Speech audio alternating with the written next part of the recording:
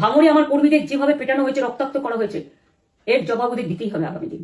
এর জন্য আমরা ব্যবস্থা করবো, আপনাদের আইন হাতে তুলে নেওয়ার দরকার নেই। আর আমি প্রশাসনকেও বলবো, অনেক খেল আপনারা দেখিয়েছেন বিজেপির কথায়, দয়া করে কাউন্টিং এ আমাদের ছেলে মেয়েদের গায়ে বা মানুষের গায়ে বা কোনো রাজনৈতিক দলের গায়ে হাত দেওয়ার চেষ্টা করবেন না। অনেক পিটিয়েছেন, আর নয়, অনেক হয়েছে, আর না। বাংলা আপনাদের নয়। এক্সিস্ট পোল যা দেখিয়েছে, টোটালটাই দেখিয়েছে বিজেপির কথায়। এবং আজকে তো আপনারা জানেন, নিরপেক্ষতা বলে ভারতবর্ষে কিছু নেই, সব একপক্ষ হয়ে গেছে। আমি তাদের বলবো আমাদের কর্মীদের এবং মানুষকে সাথে থাকতে, যাতে কাউন্টিং এ সবাই সমানভাবে আজ থেকে পাহারা দেয়। দরকার হলে আমিও আমার এলাকায় পাহারা দিতে নামবো, এবং আমি সব 294টা কেন্দ্রে 294টা তৃণমূল প্রার্থী, দার্জিলিংয়েও যে 2টো প্রার্থী আছে অনেকদের, আমাদের সাথে জোট আছে, সবাইকে বলবো নিজেরা ক্যান্ডিডেটরা পাহারা দিন।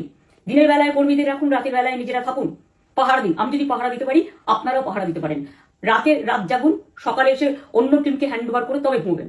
তার কারণ এই সময় ওরা ইভিএম মেশিন যখন কাউন্টিং হল থেকে, যখন মানে যেখানে স্টোর করা হয়েছে সেখান থেকে যখন কাউন্টিং হলে নিয়ে যাবে, তখন কিন্তু মেশিন বদলে দেওয়ার সম্ভাবনা ওরা প্ল্যান করেছে।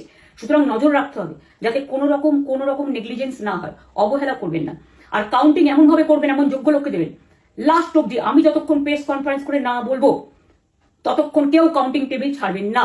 এবং মনে রাখবেন যে টেবিলে যেটা কাউন্ট হয়, তারপরে ওরা কম্পিউটারে আপলোড করার সময় সেটাকে চেঞ্জ করে দেয়। মানে আমাদেরটা দিয়ে দেয় বিজেপিকে, বিজেপিটা দিয়ে দেয় আমাদের। সেদিকেও নজর দিন, সতর্ক থাকুন। এবং আমি নিজেও কাউন্টিং হলে হানা দেবো, কারণ আমি অ্যাজ এ ক্যান্ডিডেট যেতেই পারি, সেরকম সব ক্যান্ডিডেট বসে থাকবেন।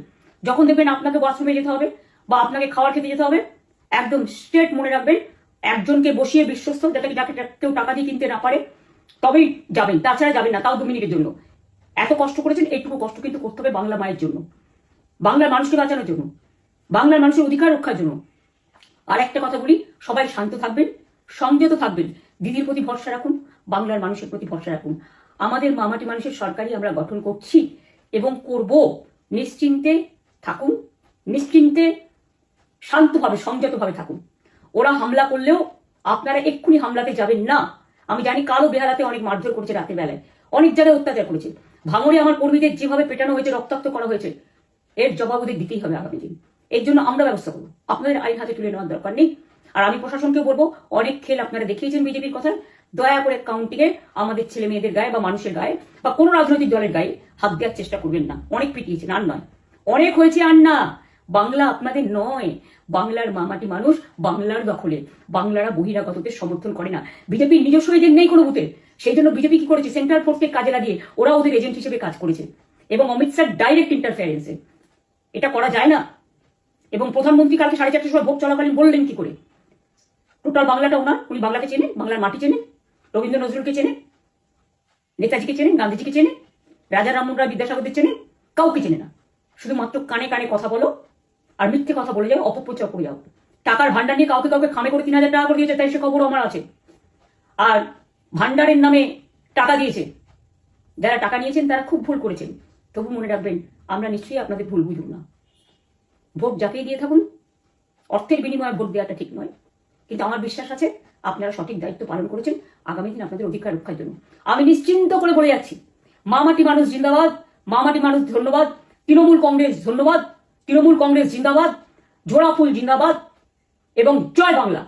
বাংলার জয় হবেই, বাংলা করবে জয়, বাংলার মা করবে জয়, আম্মা করবে জয়, মাদার করবে জয়, বাংলার মামাটি মানুষের হবে জয়। এটুকু বিশ্বাস আপনারা আমার প্রতি রাখতে পারেন। তাই ইভিএম মেশিন অ্যান্ড কাউন্টিং, ক্যান্ডিডেটরা নিজেরা একটু মাঠে নামুন।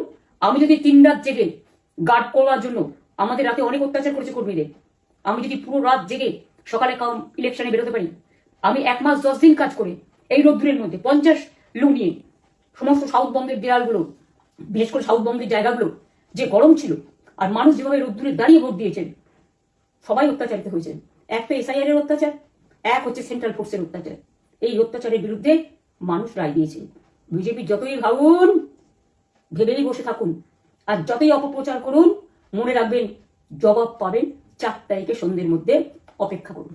আমার এই জিনিসগুলো দেখার দরকার নেই, আমি প্র্যাকটিক্যাল বলে দিচ্ছি, বিজেপি আসছে।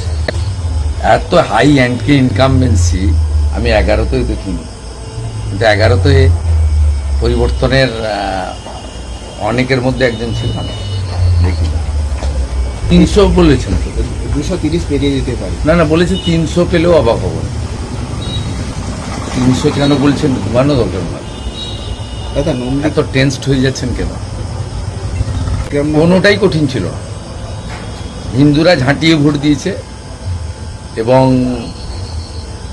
হিন্দু স্বার্থ রক্ষাকারী, বেকার যুবকদের স্বার্থ রক্ষাকারী, নারী সুরক্ষা প্রদানকারী নরেন্দ্র মোদীজির আশীর্বাদ জন্য একটি রাষ্ট্রবাদী সরকার তৈরি হতে চলেছে, যে সরকার সকলে বহুজন হিতায় বহুজন সুখায়, সকলকে ভালো রাখে।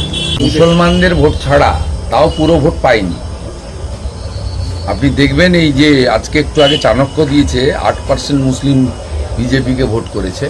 এখানেও আমি গতবারে 400 পেয়েছিলাম। আমার বিশ্বাস, আমি প্রাথমিকভাবে ভেবেছিলাম যে আমি 2000 মতো মুসলিম ভোট পেয়েছি। আমি নিজে বুথ ওয়াইজ হিসাব করলাম আমার নন্দীগ্রামের সবাইকে নিয়ে, এটা শেষ করলাম এক্ষুনি রিভিউটা। তা কাউন্টিংয়ের প্রস্তুতিও নিলাম নন্দীগ্রামে। তা আমি 4000 মতো মুসলিম ভোট পেয়েছি।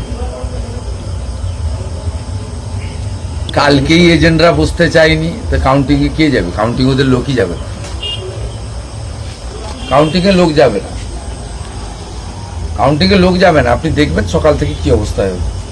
কালকে তো আমি ভবানীপুরে দেখেছি ওদের এজেন্ট বসতে চাইনি, বাচ্চা বাচ্চা ছেলেদেরকে ডেকে 2000-3000 হাতে দিয়ে বসিয়েছে।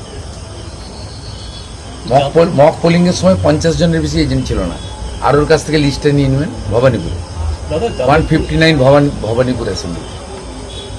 মক পোলিং এর সময় টিএমসি 50 জন এজেন্ট ছিল। টুকটাক করছে, অভ্যাসটা তো অনেক দিনের, 15 বছরের অভ্যাস, তাড়াতাড়ি যাবে না।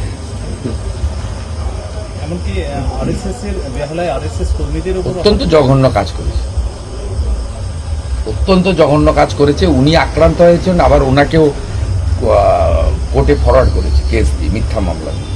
ঘোর নিন্দা করি।